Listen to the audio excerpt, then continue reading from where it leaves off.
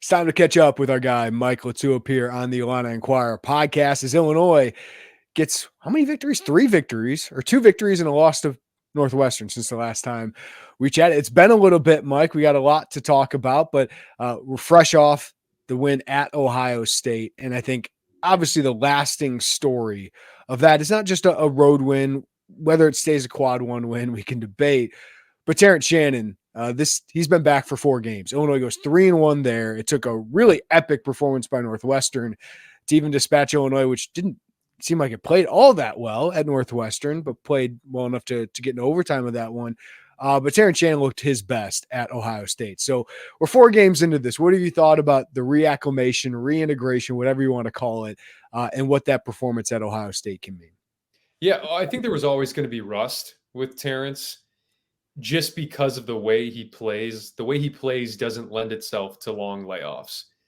And when you talk about easing a guy back in like him, there's no soft launching Terrence Shannon. I thought there were times in the first 3 games and at times at Ohio State too, where he kind of looked like he wasn't trying to rock the boat. And that's just not conducive for the way that he plays. His game is predicated on aggression and assertiveness, and it helps everyone else around him when he plays that way. So this game against Ohio State was the first game, in my opinion, where he looked like he finally had his legs under him. I thought he had the most lift on his shot. I thought he had the most ball control in transition, body control in transition. And, you had to let him work through those things. Because whatever you envision the ceiling being for this Illinois team, it's the top end of it is with Terrence Shannon. So if it looked ugly for a couple games, you just kind of had to work through that and hope that he figured it out. And I thought he definitely figured some things out against Ohio State. Yeah, and you still won 3 of the 4 games, right? Like the Indiana game was rough. Like the Northwestern, there were moments where it could get a little bit rough, but to come out of it with 3 wins in those 4 games while he's adjusting, like how do you think that sets up? Like is Ohio State a springboard? Can it be a springboard for Terrence Shannon and the rest of this team? It should be. I mean, these guys are human, and when you are lacking confidence or you're a little hesitant, like I think Terrence was when he came back, in addition to the conditioning and all that, you see yourself get back to form a little bit. It should reaffirm some things for you where you say, hey, I am that guy. Like I'm back to trying to be that guy that I was pre-suspension. And that, I think that just, you could tell when he got going, this team just started to gain a collective confidence, right? And that bodes well moving forward for sure. All right. Has put the center on Ty Rodgers defense, has it failed outside of Purdue? I mean, that was a great performance by Ty against Ohio State. I liked what he was doing against Indiana. I thought he probably should have played a little bit more in that game. There's just an aggressiveness and a confidence out of Ty Rodgers that even with Shannon seems to have come back. So has Illinois figured out, has Ty Rodgers figured out how to attack that kind of defense? Yeah, look, I thought he was arguably the player of the game at Ohio State. I mean, you could give it to Terrence, you could give it to Domask. Both of them were fantastic, but I thought the Ty's effort, his energy, the way he attacked, timely rebounds, putbacks, finishes, like I thought he was outstanding in that game. And he's grown a lot more comfortable with the matchups that he's getting. And honestly, it is 100%, shouldn't say 100% as I give the fact that it didn't work as well against Purdue, but by and large, it is benefiting Illinois. And, he's finding crevices, he's making himself available and then attacking head up and with back downs when he sees matchups that he likes. And the reason this has actually been a benefit for Illinois is because he's quicker than these bigs. He can put bigs in foul trouble. He's a confrontational driver. We've talked about him being even more of a confrontational driver since his free throws have gone up. His percentages have gone up. Now he's not hesitant at all to go to the line. I think he steps up there with some purpose now, and he steps up there with some confidence.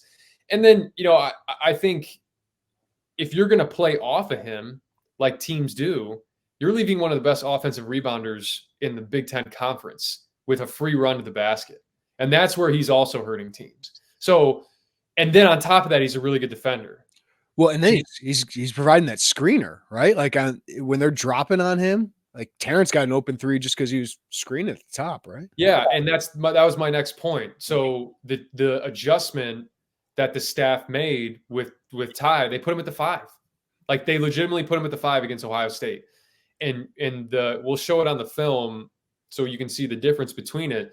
But typically when they run that stack action, and it's a very simple action. So if it's Terrence Shannon that's receiving the ball screen, him and the 5-man will be in a stack action at the free throw line.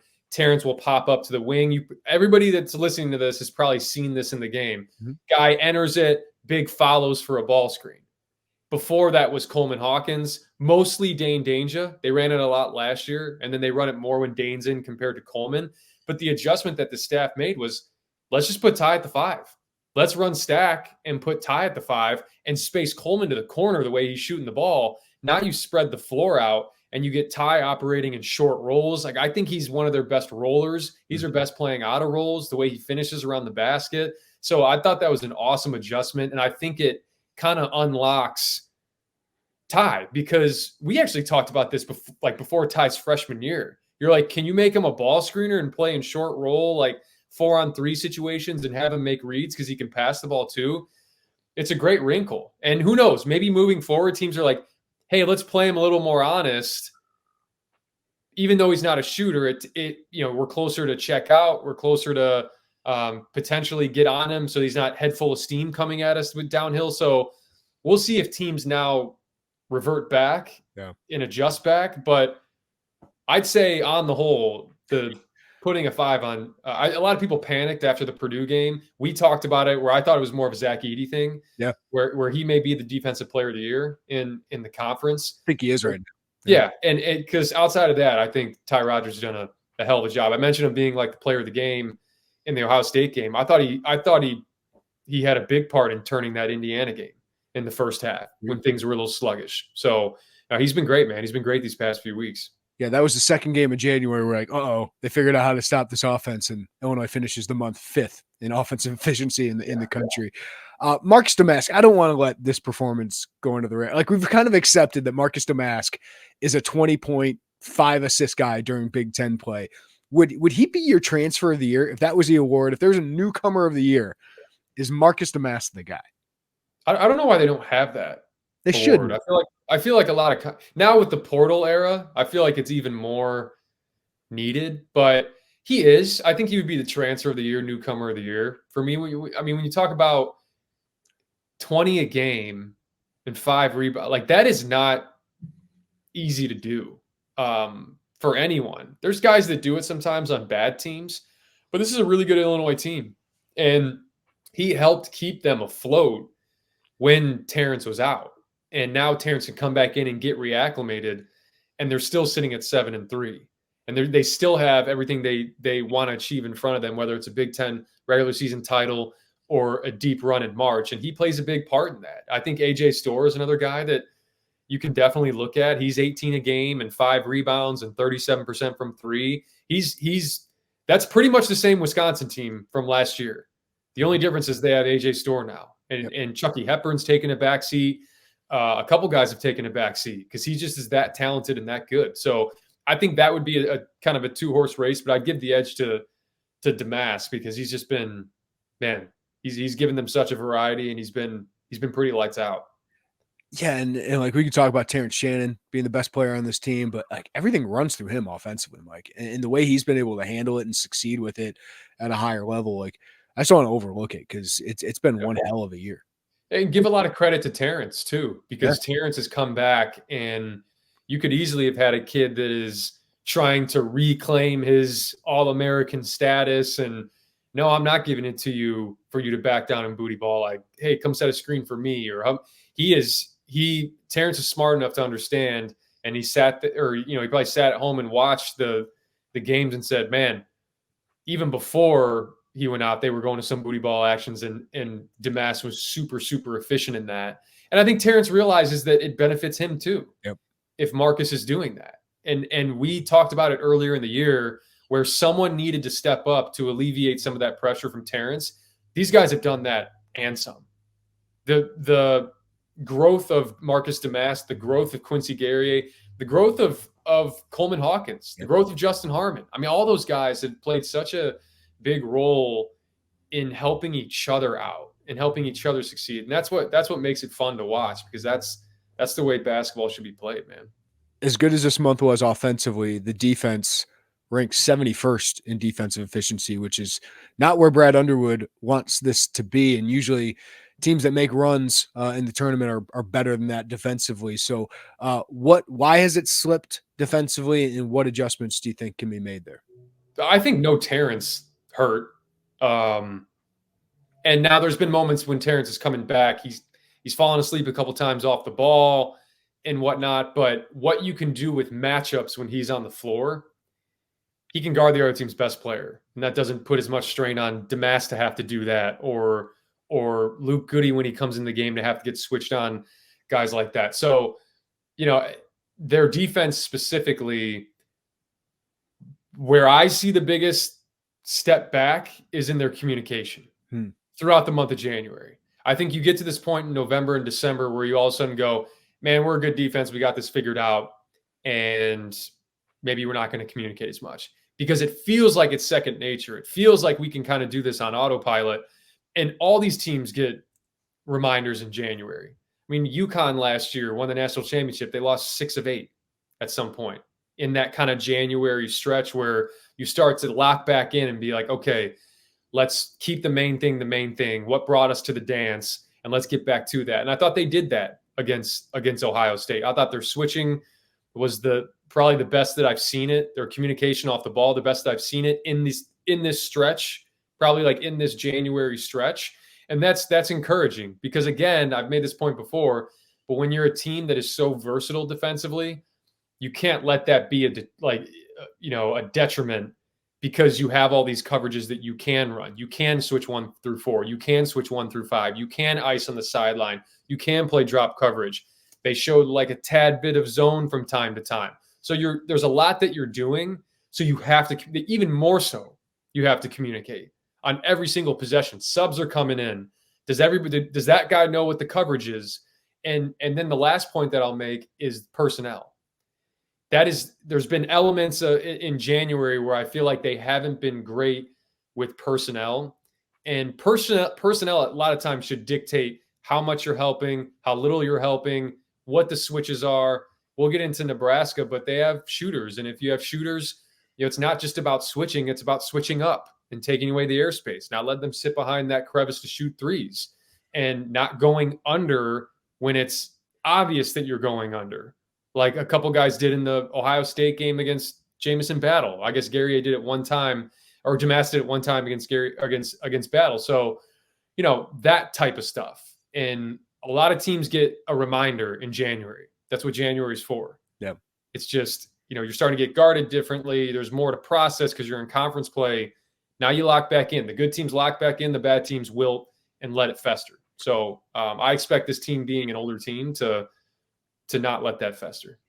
This is a very small sample size, but Quincy Guerrier, the last couple of games, I just feel like hasn't had that same bite he did during that really great stretch. And then Coleman, obviously the emotion finally got the best of him, and a ref finally teed him up. It felt like this was pretty fortunate for Coleman that this was the first time he got teed up. But anything stick out of those guys? I mean, those guys are allowed off games every once in a while, but anything stand out? For sure. I mean, off games, no doubt. I think, that Indiana game was really interesting, because if I remember correctly, it was Quincy Guerrier that kind of got punked on a blockout by Mbako, and he's able to finish for a layup off a free throw blockout. And, then he comes down. I think he was frustrated. Then he fouled at 40 feet, and Underwood took him out of the game, and that was kind of it. Yep. I mean, he kind of got shelved. And, that's the sign of, one, a coach willing to hold his players accountable, but also a sign on this team where it's like, hey, if you're not doing your job and other guys are stepping up and we have talented pieces, you may sit. Now, I do think that Brad Underwood at times, Northwestern's a good example with Ty Rodgers. I think the extended shelving at times is not needed. I just think for 20 minutes in that Northwestern game, like, you can't shelf Ty Rodgers. Like, get him in at the get him in by the under 8 media in the second half. Maybe there's a spark. Maybe you recognize something. Hey, this is a change that we can make, because if you don't put him in, you don't necessarily know. And Quincy, there were other guys that kind of had it rolling in that Indiana game, or at least were more dialed in. And those are the ones that you roll with. And then but I expect Quincy to bounce back. Yeah. Because again, older guy, more experienced guy. And then with Coleman, I texted someone during the Northwestern game. And I said, I would be willing to bet money that Coleman Hawkins gets teed up in his next 2 games. I don't know when it's going to be. It might be the Indiana game. It might be the Ohio State game, but it's going to be one of the two. And it did. And it happened. And I think it's been brewing for a few weeks. And look, for Coleman, it's just about understanding your importance to this team. And I think he cares deeply, but you just need to understand how to channel that. You're never going to take his fire away. You're just not. That's how guys like that are wired. That's how they play. Curbelo was the same way, right? Same way, kind of wear their emotions on their sleeve. And honestly, it's what makes them a good player. So it's on the player and it's on the staff at times to kind of reel him in and be like, okay, understand your importance to the team. We don't want to take away the fire that you have or the passion that you play with, but just be more mindful of time and situation and not having momentum shifting plays like that, because that could have easily turned into an 8-0 run from Ohio State and got them back in the game and got that arena, I guess, somewhat going. Just being more mindful, I think, is top of the list for Coleman Hawkins. Yeah, we'll get into that Ohio State thing here in a second. But obviously, with those guys struggling, you had Danger come in, and I think had his most impactful game of the year. Dre Gibbs-Allhorn, Amani come in, and they didn't lose anything. Like you're sitting there 4 minutes, Hawkins out, Danger out, Shannon out with foul trouble. 2 freshmen come in. This could be the turning point of the game, and the lead only expanded. Harmon gets a ton of credit. Domask carried them offensively at that point, but those guys didn't hurt you. So what was most encouraging about the minutes from that depth? Like the depth actually showed up. Yeah. I mean, I think there's been a shift for a couple of those guys, but I'll start with Dane. Dane comes in there. He played 11 minutes. I don't care about the 7 points. We know Dane can do that. There's no question. The 3 offensive rebounds and some of the defense that he played and his activity, that's got to be the name of the game for Dane Danger. Activity. I love that word. I love that word for him. Active, run the floor. It's all those things that don't have to do with getting a post-entry touch, backing down, shooting a hook shot. The offensive rebounds, the putback on the fast break. He had a couple blocks. It felt like he was more all over the place in a good way than he has been in the past. So super encouraging. And you hope that he continues to channel that and say, man, this is my role. I may have tried to fight that at times, but if I'm going to come in and make an impact and this team needs me to do that, that's what I got to do. And then for Amani, he plays the same way every time he comes in the game. So you don't really worry about him. He's going to play with energy. He's going to play with effort. He's going to want to rebound. He's going to want to screen, and he's going to really try defensively.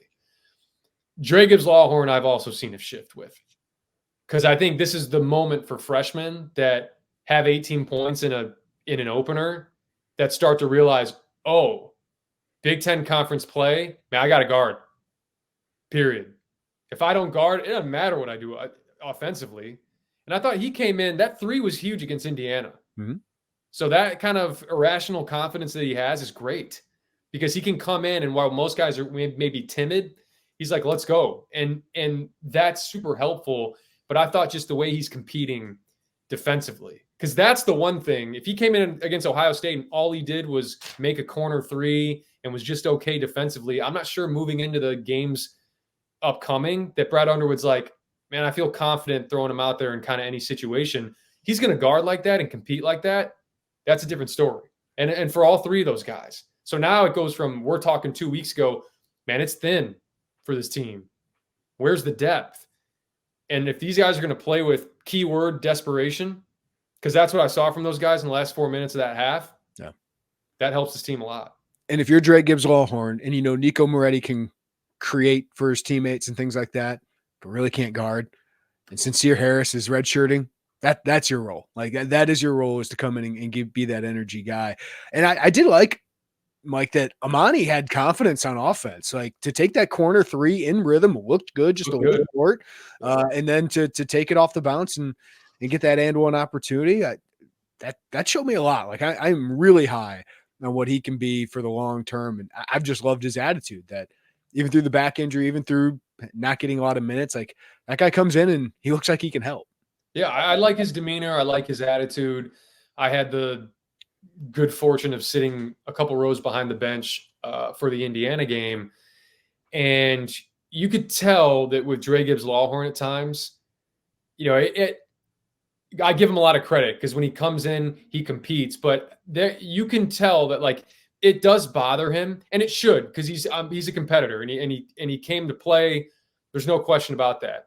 And I just see Amani just time and time again with his arm around him and pumping him up and stuff. And that's just really cool to see from another freshman who could easily be sitting there and kind of thinking about his own situation. But I see him being one of the first guys to jump up on the bench and like that stuff sounds so not relevant and trivial. But man, I just, for your culture and for just the overall vibe of the team, man, it makes you look and be like, okay, Amani, who's getting limited playing time, is up cheering. Like, what do I have to complain about if I'm Justin Harmon or if I'm Dane Danger and I'm playing more and coming out of the game thinking about my own situation? So this has just been really cool to see from him. Mike, and I know you always, like, when you're watching film or you're at a game, you watch the bench. Like, so I know to you. Hard not to, yeah.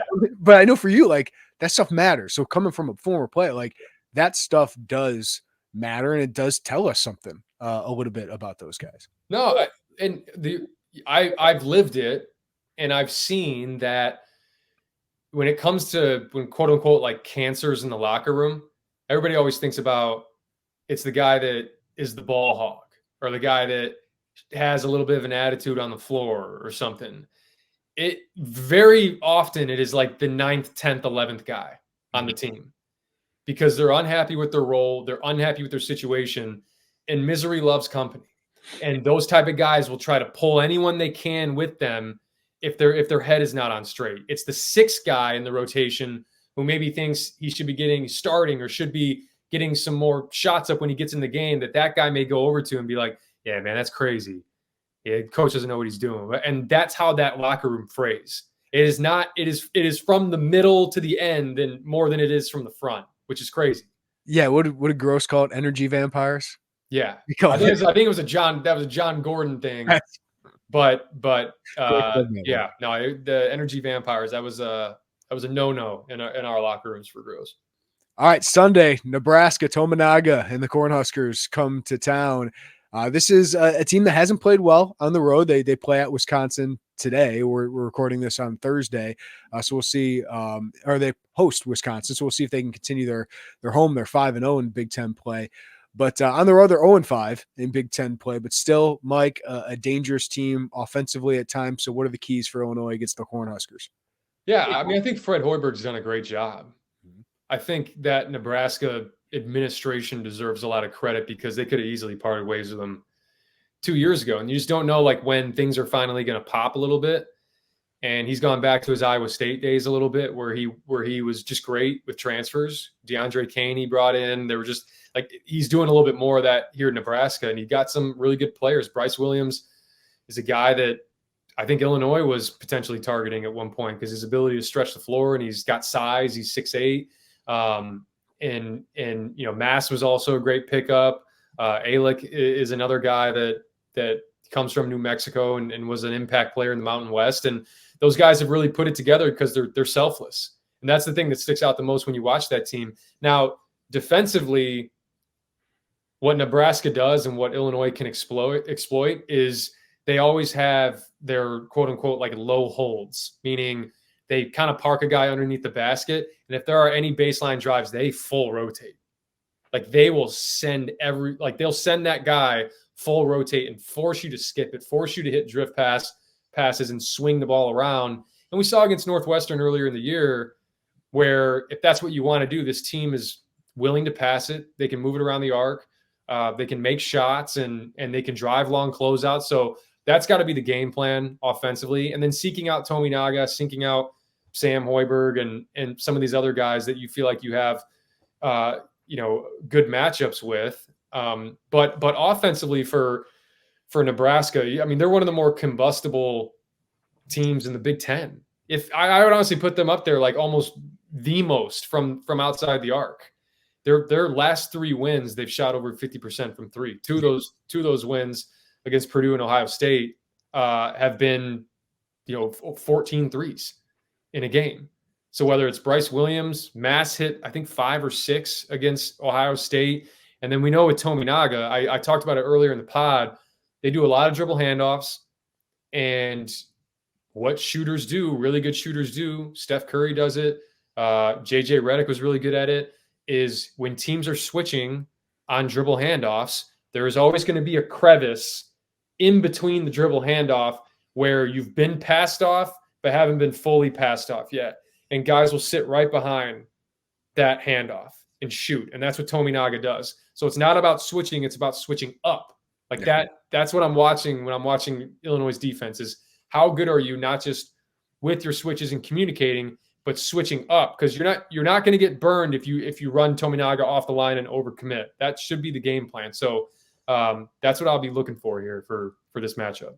And then Illinois, I mean, they needed this kind of break. It's just 4 days, but it's been really, just game after game after game here. But then they get a week off until Michigan State, which is a huge opportunity for Illinois, not only in this Big Ten race, but NCAA tournament. So what does that week off mean for a team that's, had game after game here, Mike? Well, it's huge because you can finally take a breath and focus on yourself a little bit. Because I think when you get into these 2-day, 3-day preps over and over again, then it's just immediately becomes about the next opponent. And who are we playing? What's the scout team, personnel, how we guarding them, and not, hey, here's our 3 days we have on the front end of this layoff before we start getting into personnel, where maybe we change some things. Maybe we add, this defensive wrinkle, or we add this offensive wrinkle, and we can rep it for a couple days without having to have that impede on the scout or impede on the personnel. So coaches love it because they can break it up in that fashion. But for sure, you needed to survive this stretch, because I think they had a similar stretch last year. And, I don't know what it ended up being, 6 games in 17 days or something crazy like that. So they were able to, for the most part, survive it to this point. I mean, you're 3-1 since Terrence came back. And so now you try to get a little bit more continuity through practices that are focused on yourself. And then you worry about the personnel those next couple of days before Michigan State. Mike, the hot seat is starting to emerge in the Big Ten. And if you're the AD at Ohio State and Michigan, these are 2 really good jobs, by the way. Yeah. What is concerning you most about what is happening there? I mean, what concerns you most is just when your team, and both of them, I think, fall into this category, just neither of them play with any juice. Yeah. Like it's, and that's reflected in the capacity, or, the attendance at the arena. That's usually a telltale sign. And, I do think there's always elements of like, hey, they don't look like they play for their coach, or their coach lost them. Those 2 teams don't look like they play for each other. Right. And that's the first thing. Cause I've seen teams in the past that, maybe weren't necessarily connected with their coach or whatever, and just kind of put up with it. But they played for each other, and you can still survive that way. So now you can't be defiant, but you have to play hard and play for each other. And I don't see that with those 2 teams. Now, I do think that something that flies a little bit under the radar for both those teams is, I think, out of this, and this is really more off the top of my head, so I'd have to really look into it. But I think out of all the teams in the Big Ten, the 2 things that Ohio State and Michigan have in common is that over the last couple of years, they've sent the most guys to the NBA. Mm-hmm. And I mean, let's just take Michigan, for example. You obviously lose Dickinson, but to get a second year of Diabate in Houston, what that potentially could have meant, to get a second year of Jet Howard, to get a third year of Kobe Buffkin. I mean, all 4 of those guys are not all 4 of those guys could be out of the NBA in 5 years. Yeah. 4 years when their rookie contracts are up. Some of them may stick around, some of them may hang on, but you very easily could have had extra years of those guys. Same goes for Malachi Branham. Same, not as high on Bryce Sensabaugh because he was one of the worst defenders in the Big Ten last year, but talented offensively, and maybe in a sophomore year he starts valuing that more. EJ Liddell leaves a year early, so that hurts. And like I don't know if those. I think a change should be made. I think it's just time, and I think both coaches would land on their feet. Yeah, it's just I don't know. My personal opinion on the Michigan job is just how good of a job is that?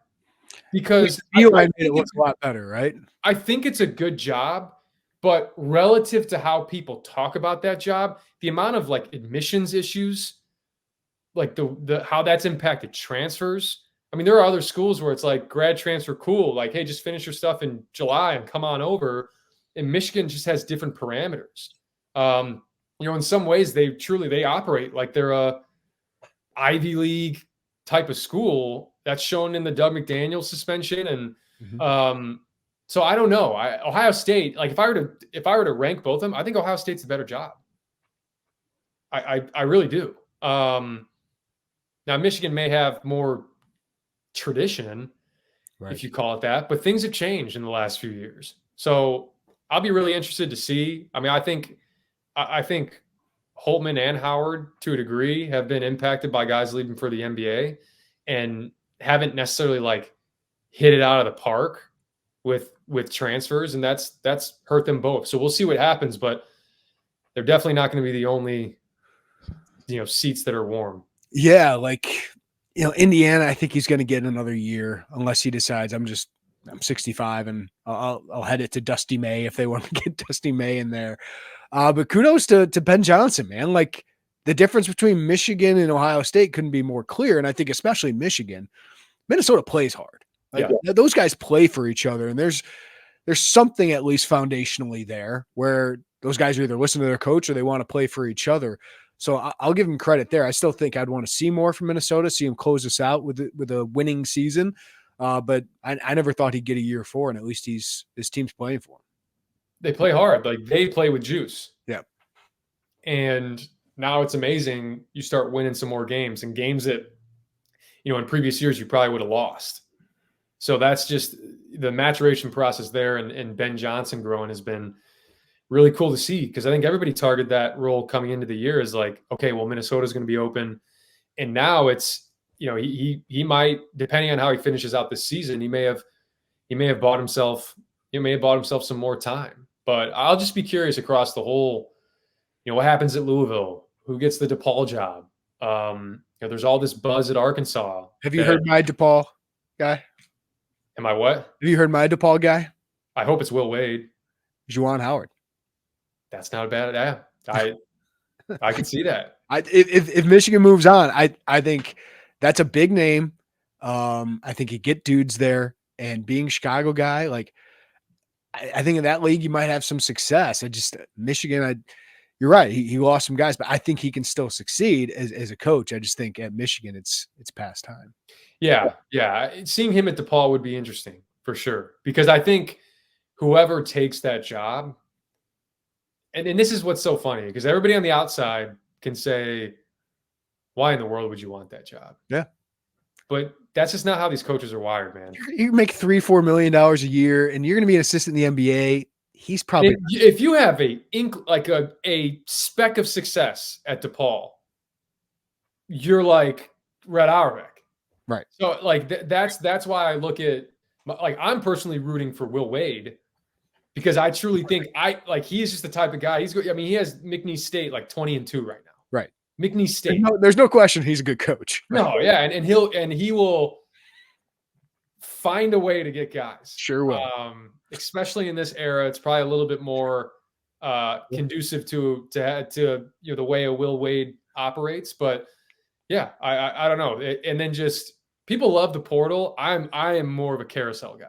I love the coaching carousel. Yeah. Well, we're going to the dominoes will start falling here in a couple months. Yeah, we'll have plenty to talk about. We were doing like a pre podcast segment about the All Big Ten team. Next week, let's do that, Mike. Yeah. Let's come up with our 15 guys in the All Big Ten team, because it is a difficult decision. And I do think it sets up well for Illinois guys, but we'll get into that next week. Appreciate the time as always, Mike. Appreciate it, man.